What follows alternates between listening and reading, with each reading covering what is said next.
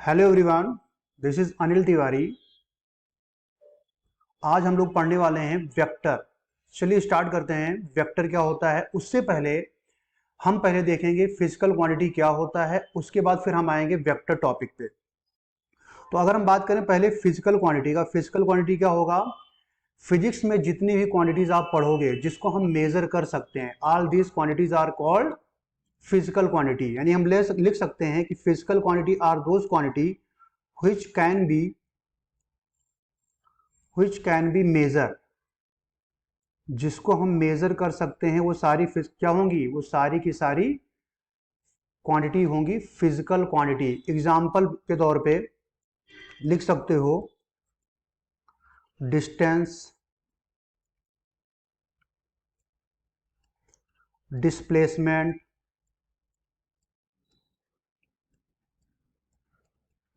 Force, acceleration, etcetera. All this quantity क्या होते हैं? All this quantity are physical quantity. Distance, displacement, force, acceleration, temperature भी आप कह सकते हो, टाइम भी कह सकते हो। जितनी भी क्वांटिटी आप फिजिक्स में दोगे सारी की सारी क्या है? फिजिकल क्वांटिटी है। अब अगर हम बात करें टाइप ऑफ फिजिकल क्वांटिटी की, अगर हम बात करें तो फिजिकल क्वांटिटी बेसिकली दो टाइप्स का होता है। एक होता है वेक्टर और एक होता है scalar. Types of physical quantity, इसके दो टाइप्स होते हैं। एक होता है वेक्टर और दूसरा होगा स्केलर।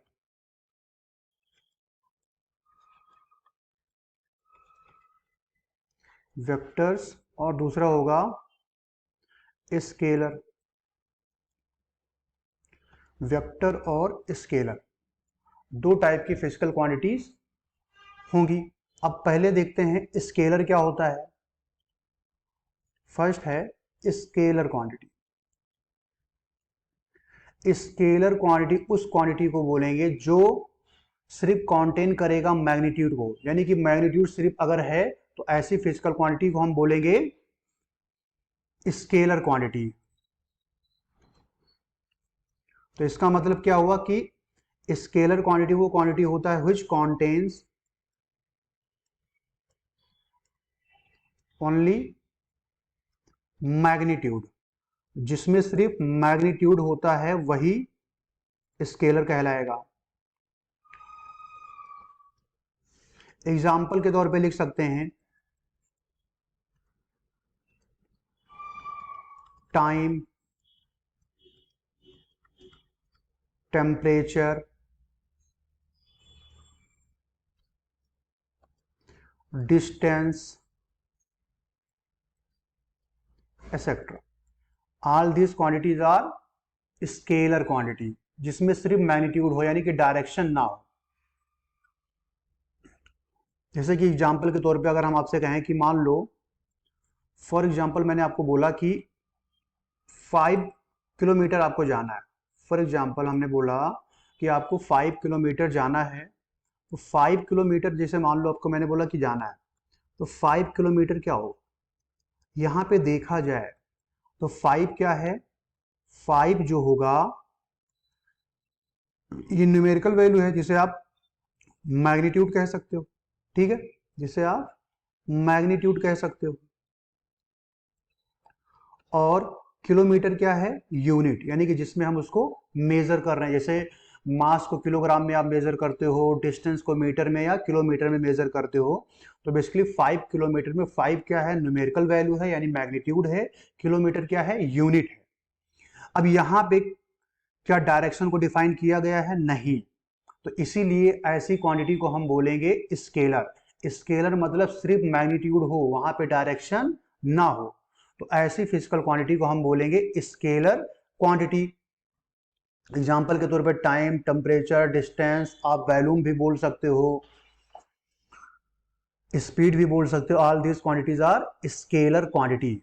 अब अगर हम बात करें स्केलर क्वांटिटी का, अगर मान लो दो स्केलर क्वांटिटी गिवन है तो स्केलर क्वांटिटी के लिए अगर मान लो आपको एडिशन करना है या सब्ट्रैक्शन करना है तो उनके लिए हम ऑर्डिनरी रूल अप्लाई करेंगे अलजेब्रा का, यानी कि यहाँ पे कोई स्पेसिफिक रूल को अप्लाई नहीं करना है, लेकिन वेक्टर में इसका अलग होगा।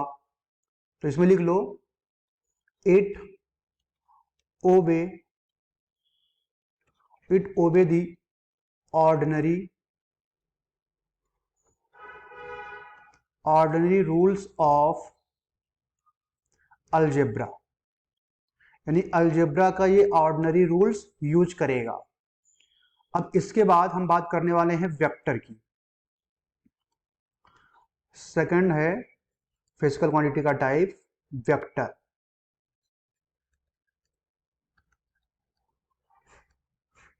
वेक्टर क्वांटिटी किसे बोलेंगे? ऐसी क्वांटिटी जिसमें मैग्नीट्यूड के साथ साथ डायरेक्शन भी होता है, तो ऐसी फिजिकल क्वांटिटी को हम बोलते हैं वेक्टर क्वांटिटी, यानी कि मैग्नीट्यूड प्लस डायरेक्शन वहां पे होना चाहिए। जिस भी फिजिकल क्वांटिटी की आप बात करते हो उसमें मैग्नीट्यूड होना चाहिए प्लस डायरेक्शन भी होना चाहिए, then physical quantity will call vector quantity. Example के तौर पे लिख सकते हैं फोर्स हुआ, एक्सीलरेशन हुआ, डिस्प्लेसमेंट हुआ,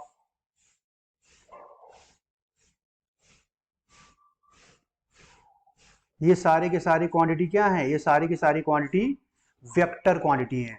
अब मैंने 3 आपको एग्जांपल के तौर पे बताया, और सारे भी होंगे जो कि हम चैप्टर वाइज हम कवर करते जाएंगे। जो जो चैप्टर हम कवर करेंगे वहां पे भी हम डिस्कशन कर लिया करेंगे हर एक फिजिकल क्वांटिटी के बारे में कि कौन सी फिजिकल क्वांटिटी स्केलर है, कौन सी वेक्टर है। अब अगर आपको फिजिकल क्वांटिटी दिया है जो कि वेक्टर फॉर्म में है, वेक्टर फॉर्म में अगर है तो यहां पे हम क्या करेंगे? यहां पे हम ऑर्डिनरी अलजेब्रा का उपयोग नहीं करेंगे। हम क्या करेंगे? यहां पे वेक्टर अलजेब्रा का यूज करेंगे, वेक्टर अलजेब्रा का यूज करेंगे। यानी कि आप अगर दो फिजिकल क्वांटिटी को एडिशन करना है या सब्ट्रैक्शन करना है तो ऑर्डिनरी तरीके से उनको आप ऐड या सब्ट्रैक्ट नहीं कर सकते हो, वहां पे हम वेक्टर अलजेब्रा का यूज करेंगे। अब वेक्टर अलजेब्रा क्या होता है इसकी बातें हम आगे करेंगे। क्लियर? अब अगर हम रिप्रेजेंटेशन की बात करें, रिप्रेजेंटेशन ऑफ वेक्टर की बात करें, रिप्रेजेंटेशन ऑफ वेक्टर, वेक्टर को कैसे रिप्रेजेंट किया जाता है उसकी बातें करने वाले हैं। मान लीजिए कोई फिजिकल क्वांटिटी ए है, कोई भी पी क्यू मतलब फिजिकल क्वांटिटी, मान लो कोई फिजिकल क्वांटिटी ए है। अब वो फिजिकल क्वांटिटी जो है वो वेक्टर है, तो एक चीज याद रखना, कोई भी फिजिकल क्वांटिटी अगर वेक्टर है तो उस पर या तो ऐसा बना होगा या ऐसा होगा, इसको कहते हैं बार, इसको पढ़ेंगे बार, और ये होगा एरो, यानी कि ए बार कह सकते हो या ए वेक्टर कह सकते हो, या ए पे अगर एरो बना दोगे इसका मतलब होगा कि वो फिजिकल क्वांटिटी वेक्टर को रिप्रेजेंट कर रहा है। और कुछ बुकों में आप अगर आप देखोगे तो ये क्या करते हैं, फिजिकल क्वांटिटी को डिफाइन करने के लिए बोल्ड सिंबल बना देते हैं। जैसे मान लो ए है, ए का अगर आप बोल्ड सिंबल बना दो तो उसको भी हम क्या बोलेंगे? उसको भी हम बोलेंगे वेक्टर क्वांटिटी। जब अगर ए को हम बोल्ड फॉर्म में बना देंगे ना तो वो भी क्या होगा? वो भी आपका वेक्टर को रिप्रेजेंट करेगा। स्पेशली अगर आप डीसी पांडे की बुक उठाएंगे तो उसमें आपको मिल जाएगा कि सिंबल आपका बोल्ड लिखा होगा। जो भी फिजिकल क्वांटिटी वेक्टर फॉर्म में होगा उसको बोल्ड सिंबल से लिखा गया होगा, उसका मतलब ही होगा कि वो फिजिकल क्वांटिटी वेक्टर है। अब अगर कोई भी फिजिकल क्वांटिटी वेक्टर क्वांटिटी है तो वहां पे एरो का मतलब क्या होगा? अगर मान लो एरो बना है तो यहां पे ये होता है इसका टेल, इसको बोलेंगे टेल, इसको बोलेंगे हेड। एरो जो होगा ये बताएगा डायरेक्शन को, ये बताता है डायरेक्शन को, और इसका जो लेंथ होगा, इसका जो लेंथ होगा वो बताएगा मैग्नीट्यूड को, लेंथ जो होगा वो बताएगा मैग्नीट्यूड को। अब एग्जाम्पल के तौर पे जैसे मैंने आपको बोल दिया, मान लो कि आपको 4 किलोमीटर जाना है ईस्ट डायरेक्शन में। इसका मतलब क्या हुआ, इसका मतलब हमने यहां पे 4 मतलब क्या, ये मैग्नीट्यूड है, 4 मतलब मैग्नीट्यूड, किलोमीटर मतलब यूनिट, और ईस्ट मतलब डायरेक्शन। इसका मतलब क्या हुआ कि यहाँ पे आपको मैग्नीट्यूड भी मिल रहा है और साथ ही साथ में आपको यहाँ पे डायरेक्शन भी मिल रहा है। तो अगर कोई फिजिकल क्वांटिटी मैग्नीट्यूड को कॉन्टेन करता है, साथ ही साथ में डायरेक्शन को कॉन्टेन करता है, तो ऐसी फिजिकल क्वांटिटी क्या होगी, वेक्टर। इसका मतलब जब 4 किलोमीटर ईस्ट बोला मैंने, तो इसका मतलब वो वेक्टर हो गया। अगर मैं सिर्फ सिंपल ये बोलता कि 4 किलोमीटर जाना है, इसका मतलब वो क्या हो जाता, वो हो जाता स्केलर। यानी डायरेक्शन को आपको डिफाइन करना पड़ेगा तभी वो वेक्टर होगा, अदरवाइज वो स्केलर कहलाएगा। तो अगर हमने आपको बोला कि 4 किलोमीटर ईस्ट जाना है, इसका मतलब भाई आपको पता है कि कोऑर्डिनेट एक्सिस पे अगर हम बनाए, कोऑर्डिनेट एक्सिस अगर हम बनाएं, तो आपको पता है कि ये आपका, ये हो जाएगा ईस्ट, ये होगा वेस्ट, ये होगा नॉर्थ, और ये होगा साउथ। इसका मतलब इसको कितना जाना है, 4 किलोमीटर जाना है, किधर, ईस्ट डायरेक्शन में। यानी कि कुछ ऐसा इसका बन जाएगा वेक्टर फॉर्म में।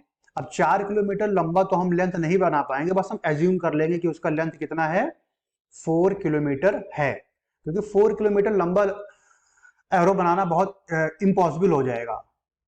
तो उसको हम बस एज्यूम करेंगे कि इसका जो लेंथ है वो 4 किलोमीटर है, और डायरेक्शन क्या है, ईस्ट डायरेक्शन में है। आई होप आपको समझ में आ होगा कि वेक्टर का रिप्रेजेंटेशन हम कैसे करेंगे। अब जैसे मान लो कोई वेक्टर क्वांटिटी ऐसा है, मान लो ये वेक्टर है, मान लो ये P है पॉइंट इसका, और इस पॉइंट को हमने मान लिया Q है। तो यहाँ पे अगर मान ले ये A वेक्टर है, तो A वेक्टर इक्वल टू हम क्या लिख सकते हैं, PQ वेक्टर। यही तो मतलब हुआ, PQ वेक्टर हो जाएगा। क्लियर है। अब अगर कोई वेक्टर, हमने क्या बोला कि वेक्टर का रिप्रेजेंटेशन जो होगा जनरली बार से करेंगे या एरो से करेंगे, तो मैं बार यूज कर रहा हूं, आप चाहो तो एरो भी यूज कर सकते हो। तो अगर आपने ए बार लिखा तो इसका मतलब क्या हुआ, ये वेक्टर फॉर्म में है। अगर आप चाहते हो कि इसका मैग्नीट्यूड निकालना, कोई भी वेक्टर अगर गिवन है उसका मैग्नीट्यूड निकालना, मैग्नीट्यूड के लिए क्या करेंगे, जब उस वेक्टर का मॉड ले लोगे, इसका मतलब क्या होता है, मॉड। जब उसका मॉड ले लोगे तब वो क्या देगा, मैग्नीट्यूड देगा। और इसको आप ऐसा भी लिख सकते हो, इसको ऐसा भी रिप्रेजेंट कर सकते हो, सिंपल ए। यानी ए पर आप कुछ भी ना लगाओ, ना एरो लगा रखे हो ना बार लगा रखे हो। अगर आपने बार या एरो लगा रखा है तब आपको मॉड लगाना पड़ेगा, तब वो मैग्नीट्यूड को रिप्रेजेंट करेगा। लेकिन अगर सिंपल लिखा है तो ये भी क्या है, मैग्नीट्यूड ही है। यानी मैग्नीट्यूड को कुछ इस फॉर्म में हम रिप्रेजेंट कर सकते हैं, किसी भी वेक्टर क्वांटिटी को, किसी भी वेक्टर क्वांटिटी के मैग्नीट्यूड को हम ऐसे रिप्रेजेंट कर सकते हैं। अब इसके बाद हम लोग देखेंगे टाइप्स ऑफ वेक्टर की। टाइप्स ऑफ वेक्टर क्या होता है उसको देखने वाले हैं।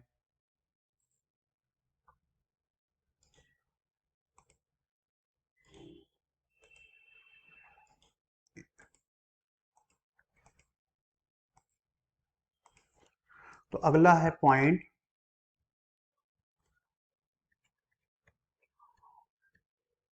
Types of vectors. तो इसमें पहला देखते हैं, एक होता है polar vector. Polar vector, polar vector क्या होगा, जैसे मान लो कोई वेक्टर हमने डिफाइन किया, मान लो आपको मैंने बोला ये एक वेक्टर ये है, ठीक। अब अगर कोई ऐसा वेक्टर हो जिसका इनिशियल पॉइंट क्या हो, डिफाइन हो, तो ऐसे वेक्टर को क्या बोलेंगे, पोलर वेक्टर बोलेंगे। जैसे यहाँ पे देखा जाए तो ये इसका इनिशियल पॉइंट हो जाएगा, ये एरो हो जाएगा, ये होगा इनिशियल पॉइंट, ये होगा इनिशियल पॉइंट, और ये मान लिया Q पॉइंट है और ये P है। इसका मतलब यहाँ पे PQ क्या हो जाएगा, PQ होगा पोलर वेक्टर। तो इसमें लिख सकते हो vectors which have initial point are called polar vector, are called polar vectors। Example के तौर पे लिख सकते हो जैसे डिस्प्लेसमेंट हुआ, फोर्स हुआ, ये सारे के सारे क्या है, ये सारे के सारे पोलर वेक्टर के एग्जाम्पल हैं। डिस्प्लेसमेंट लिख सकते हो, फोर्स लिख सकते हो, ये सारे पोलर वेक्टर के एग्जाम्पल हैं। ऐसे होता है एक्सियल वेक्टर। एक्सियल वेक्टर क्या होगा,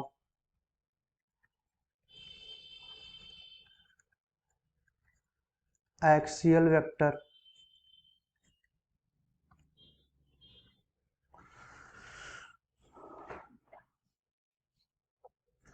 जैसे मान लो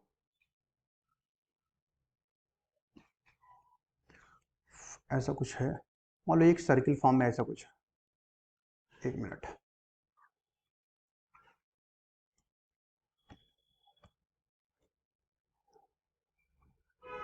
ऐसा कुछ है।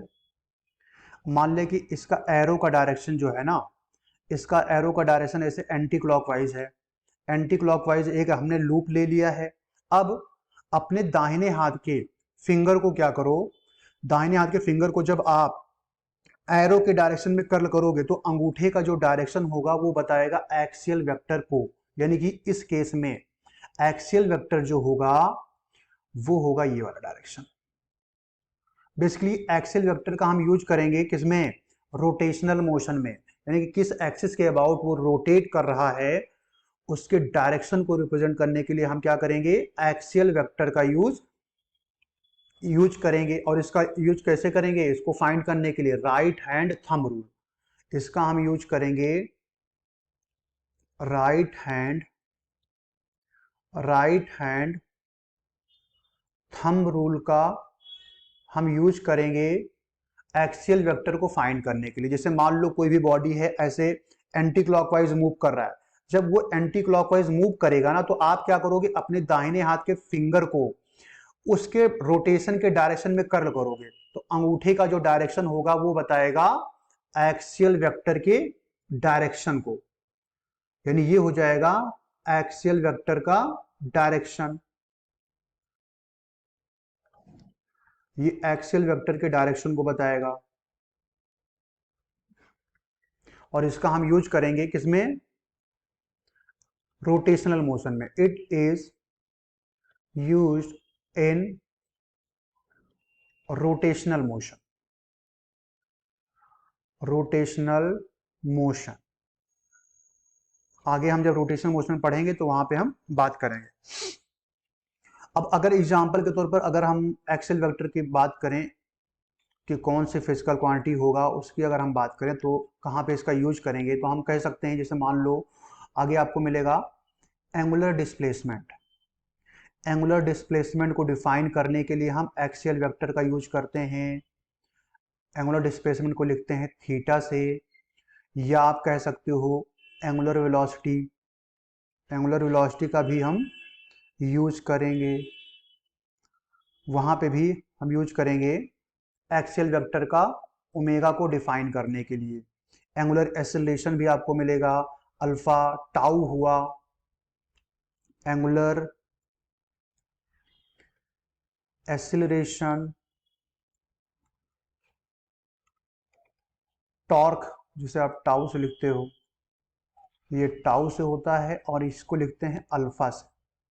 तो इन सारी क्वांटिटी के डायरेक्शन को हम रिप्रेजेंट करने के लिए एक्सियल वेक्टर का यूज करेंगे। हम क्या करेंगे, अपने दाहिने हाथ के फिंगर को उसके रोटेशन के अबाउट कर्ल करेंगे तो अंगूठे का जो डायरेक्शन होगा वो बताएगा एक्सियल वेक्टर के डायरेक्शन को। और ये किसमें यूज होता है? रोटेशनल मोशन में हम इसको यूज करने वाले हैं। आई होप आपको समझ में आ गया होगा। अगला है इक्वल वेक्टर क्या होगा? थर्ड है इक्वल वेक्टर।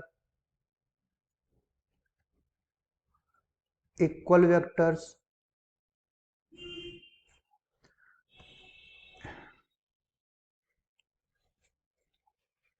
अगर कोई वेक्टर आपने लिया है, मान लो आपको दो वेक्टर गिवन है, दोनों का दोनों डायरेक्शन और मैग्नीट्यूड दोनों के दोनों सेम है, तो ऐसे वेक्टर को हम बोलेंगे इक्वल वेक्टर। मान लो ये दो वेक्टर आपको गिवन है, दोनों का डायरेक्शन भी सेम है और मैग्नीट्यूड भी सेम है। मान लो ये आपका ए वेक्टर था और ये बी वेक्टर था। इसमें क्या होगा? अगर magnitude same magnitude as well as direction, कोई वेक्टर को ऐसा वेक्टर है जिसमें क्या है, दोनों का दोनों, आपको मान लो दो वेक्टर दे दिया, दोनों का मैग्नीट्यूड भी सेम है प्लस उनका डायरेक्शन भी सेम है, तो ऐसे फिजिकल क्वांटिटी को हम क्या बोलेंगे? इक्वल वेक्टर बोलेंगे। Same vector as well as direction, तो ऐसे वेक्टर क्या कहलाएगा? इक्वल वेक्टर कहलाएगा। यानी कि हम लिख सकते हैं A vector equal to B vector, क्योंकि उनका मैग्नीट्यूड और डायरेक्शन दोनों सेम है। ऐसे एक होता है अपोजिट वेक्टर। फोर्थ है अपोजिट वेक्टर, जिसे आप नेगेटिव वेक्टर भी बोल सकते हो। अपोजिट या नेगेटिव वेक्टर कह सकते हो, नेगेटिव वेक्टर्स कह सकते हो। अब जैसे मान लो दो वेक्टर आपको गिवन है, उनका मैग्नीट्यूड तो सेम है लेकिन डायरेक्शन क्या है? डायरेक्शन अलग है, तो ऐसे वेक्टर को हम बोलेंगे अपोजिट वेक्टर। मैग्नीट्यूड में दोनों सेम लेकिन डायरेक्शन में अपोजिट। मान लो एक ऐसा है एक ऐसा है, मान लो ये ए वेक्टर है और ये बी वेक्टर है, तो ऐसे वेक्टर को हम क्या बोलेंगे? ऐसे वेक्टर को हम बोलेंगे अपोजिट वेक्टर। इसमें लिख सकते हो वेक्टर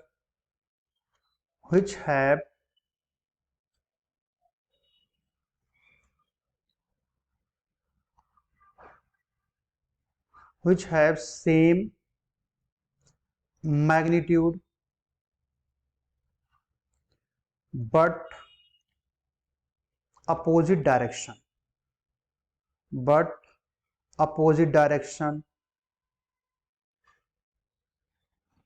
are called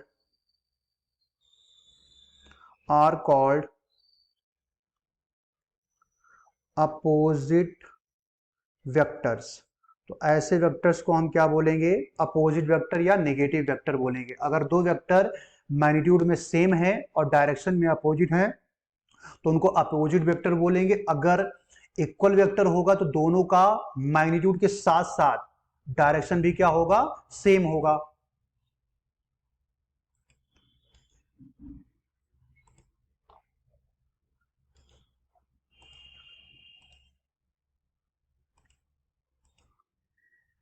नेक्स्ट है coplanar vector.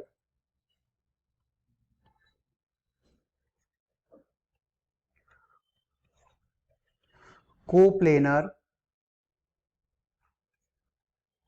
Coplanar vector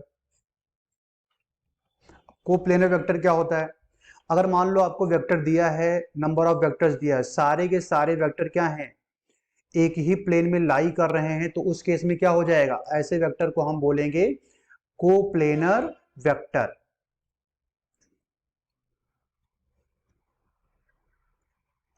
vectors are located in same plane, are located in same plane are called coplanar vectors. तो ऐसे वेक्टर को क्या बोलेंगे हम? कोप्लेनर वेक्टर बोलेंगे। जैसे मान लो आपको एक वेक्टर ये दिया है, एक वेक्टर आपका ये दिया है। अब ये क्या, मान लो ये ए वेक्टर है और ये बी वेक्टर है, तो ए और बी दोनों क्या है भाई? एक ही प्लेन में लाई करेंगे, या तो एक्स वाई में होगा, या तो वाई जेड में होगा, या तो जेड एक्स में होगा। दो वेक्टर अगर आपने लिया है, दो वेक्टर अगर आपने लिया है तो दो वेक्टर हमेशा सेम प्लेन में लाई करेंगे। लेकिन अगर आपने तीन वेक्टर ले लिया तो हो सकता है कि वो एक प्लेन में लाई करें, हो सकता है एक प्लेन में लाई ना करें। तो इसमें आप लिख सकते हो टू वेक्टर्स आर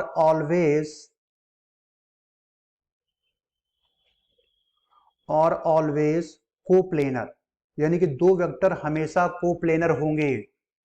लेकिन अगर तीन है तो हम कह नहीं सकते हैं कि वो कोप्लेनर होंगे या नहीं होंगे। अब हम आते हैं नेक्स्ट टॉपिक पे। नेक्स्ट है नल वेक्टर। नल, या आप इसको जीरो वेक्टर भी बोल सकते हो, नल वेक्टर या जीरो वेक्टर। कोई वेक्टर आपने ऐसा ले लिया है जिसका मैग्नीट्यूड क्या हो, जीरो हो, तो ऐसे वेक्टर को हम बोलेंगे नल वेक्टर। अगर वेक्टर का मैग्नीट्यूड जीरो है तब उस वेक्टर को हम बोलेंगे नल वेक्टर। तो इसमें लिख लो अ वेक्टर हैविंग जीरो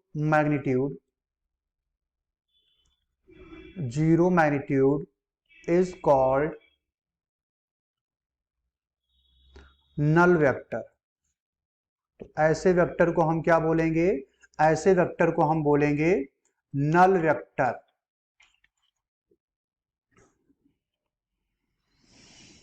अब जैसे मान लो आपको, अगर हम इसके सिंबल की बात करें फिर उसके बाद हम एग्जांपल पे आते हैं। सिंबल ऑफ अगर हम बात करें नल वेक्टर को तो हम लिखते हैं ऐसा, ये इस पर अगर बार लगा दोगे या एरो लगा दोगे तो ये हो जाएगा नल वेक्टर या जीरो वेक्टर। अगर मान लो आपको मैंने दो वेक्टर दिया, एक वेक्टर है पॉजिटिव एक्स डायरेक्शन में और दूसरा है निगेटिव एक्स डायरेक्शन में, लेकिन दोनों के दोनों क्या है, मैग्नीट्यूड में सेम है। तो अगर मैं इनसे कहूं कि इन दोनों का रिजल्टेंट क्या होगा, तो भाई अगर हम इन दोनों का रिजल्टेंट निकालें तो रिजल्टेंट क्या होगा? आप क्या करोगे? ए प्लस माइनस ए वेक्टर लिखोगे।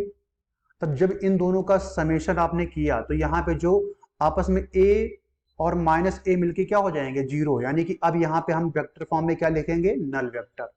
यानी कि अगर दो वेक्टर सेम मैग्नीट्यूड के हैं तो उस केस में क्या हो जाएगा? उनका जो रिजल्टेंट होगा वो नल वेक्टर होगा, ना कि, यानी ये सिंबल आपका सही है, लेकिन अगर आपने A vector plus minus A vector equal to अगर आपने ये लिखा तो ये गलत हो जाएगा, ऐसा नहीं होगा। आई होप आपका क्लियर हो गया होगा। तो ये आपका गलत होगा रिप्रेजेंटेशन। अगर आप दो वेक्टर का समेशन कर रहे हो और उनका रिजल्टेंट जीरो आ रहा है तो उनको सिंपल जीरो नहीं लिख सकते, आप क्या करोगे? ओ पे वेक्टर लगा दोगे, यानी कि नल वेक्टर के फॉर्म में आप उसको रिप्रेजेंट करोगे। तो नल वेक्टर क्या होगा? नल वेक्टर वो ऐसा वेक्टर होगा जिसका मैग्नीट्यूड क्या हो? जीरो हो। तो ऐसे वेक्टर को हम बोलेंगे नल वेक्टर। अगर ए और माइनस ए को जोड़ोगे तो जीरो मिलेगा, लेकिन जीरो आप नहीं लिखोगे, क्या लिखोगे? ऊपर वेक्टर लगा दोगे, यानी कि नल का सिंबल बना दोगे नल वेक्टर का। तो ये आपका हो जाएगा करेक्ट, ये आपका हो जाएगा करेक्ट, लेकिन ये करेक्ट नहीं है। अब इसके बाद हम बात करते हैं यूनिट वेक्टर।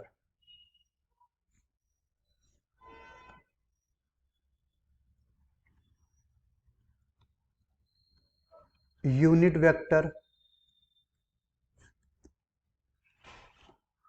अब यूनिट वेक्टर क्या होता है? यूनिट वेक्टर एक ऐसा वेक्टर होगा जिसका मैग्नीट्यूड क्या होगा? यूनिटी होगा। इसमें लिख लीजिए अ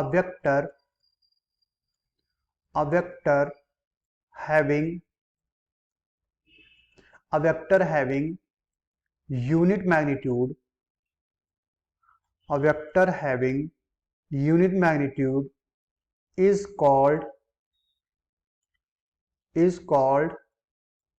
unit vector। और इसको रिप्रेजेंट कैसे करेंगे? अगर हम इसके सिंबल की बात करें तो इसका सिंबल होगा, जैसे मान लो अगर आपको ए वेक्टर दिया है, मान लो आपको ए कोई वेक्टर दिया है, ए क्या है? कोई वेक्टर है, इसका आपको लिखना है यूनिट वेक्टर। तो आप क्या करोगे? ए पर लगा दोगे कैप।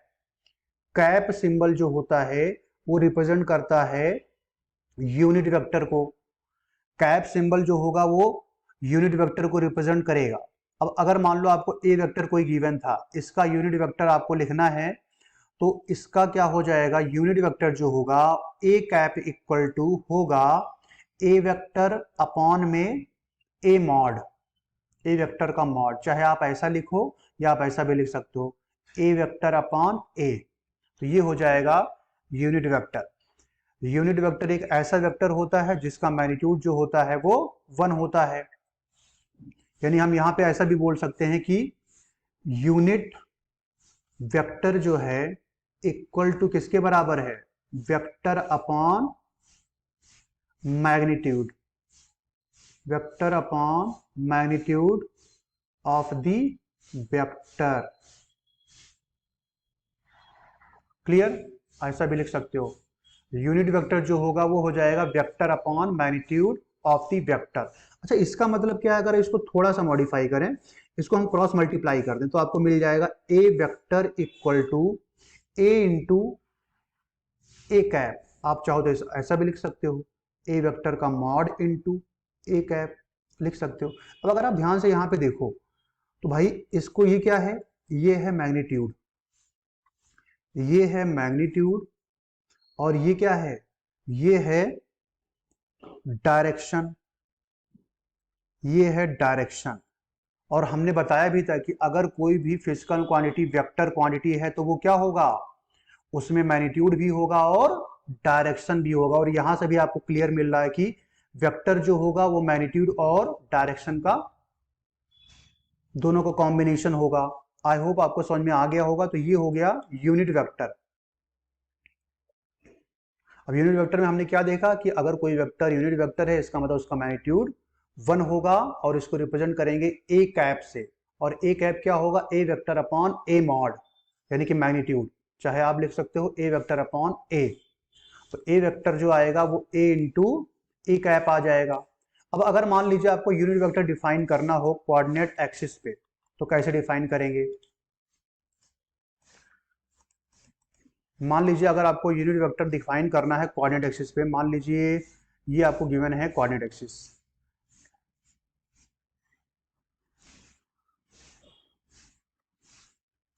तो ये है एक्स एक्सिस, ये है वाई एक्सिस। आपको पता है कि ये माइनस एक्स एक्सिस हो जाएगा और ये हो जाएगा माइनस वाई एक्सिस।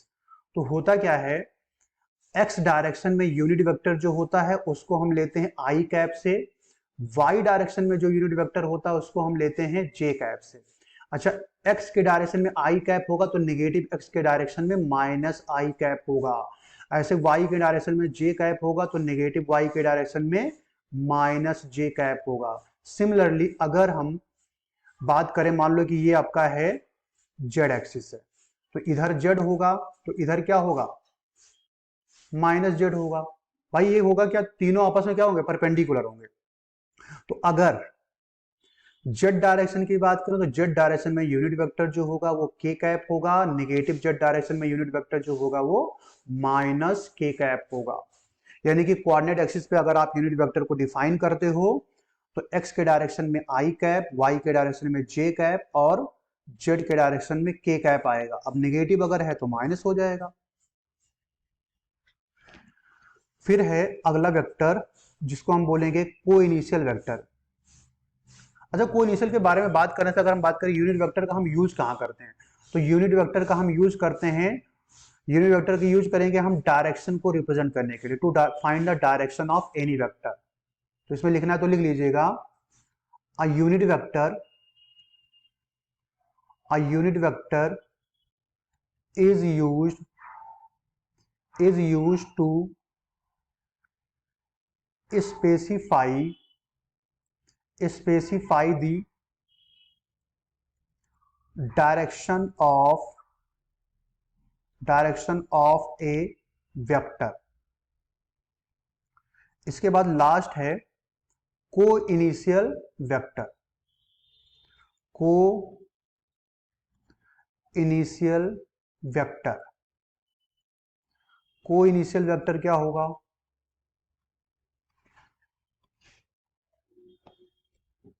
अगर मान लो आपको 3 वेक्टर दिए, फॉर एग्जांपल एक वेक्टर आपका ये है इधर डायरेक्शन में, एक वेक्टर ये है, और एक वेक्टर मैंने मान लिया ये है।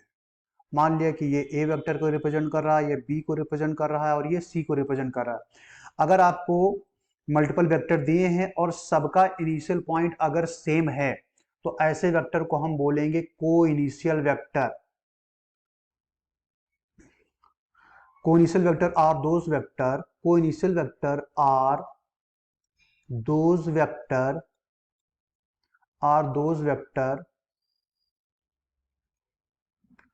which have, co-initial vector are those vector which have same initial point, same initial point। तो ऐसे वेक्टर को हम क्या बोलेंगे? ऐसे वेक्टर को को इनिशियल वेक्टर बोलेंगे। देखो यहाँ पे देखो ये क्या है, ये इसका इनिशियल पॉइंट है।